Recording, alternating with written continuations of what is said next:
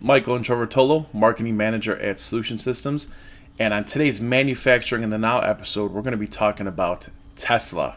Let's dive right in.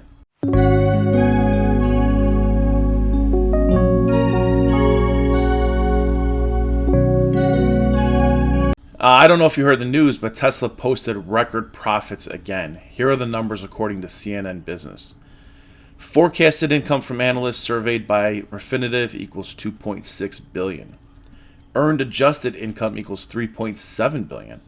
Amount Tesla earned a year ago equals $1.1 billion.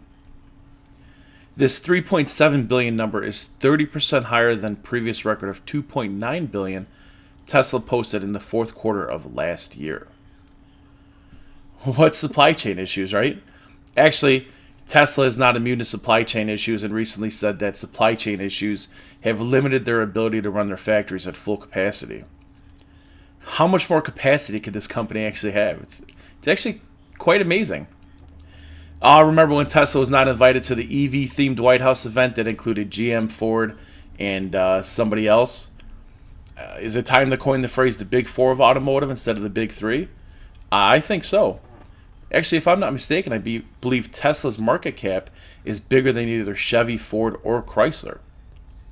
So, whether you love Elon Musk or you hate Elon Musk, his strategic decisions with regards to his manufacturing plants have actually been quite amazing.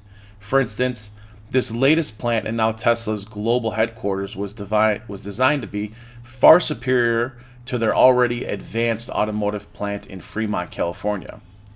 At 10 million square feet, it's almost double the size of the California plant, which is a measly 5.3 million square feet. At the California plant, materials had to be brought between different buildings, which wasn't as efficient as it could be. Now at the new Tesla Gigafactory, everything is under one roof, so production and whatnot can actually be increased a lot.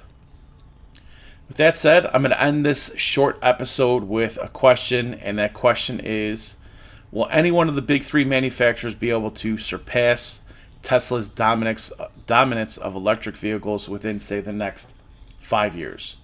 Let me know below in the comments. Talk to everybody soon.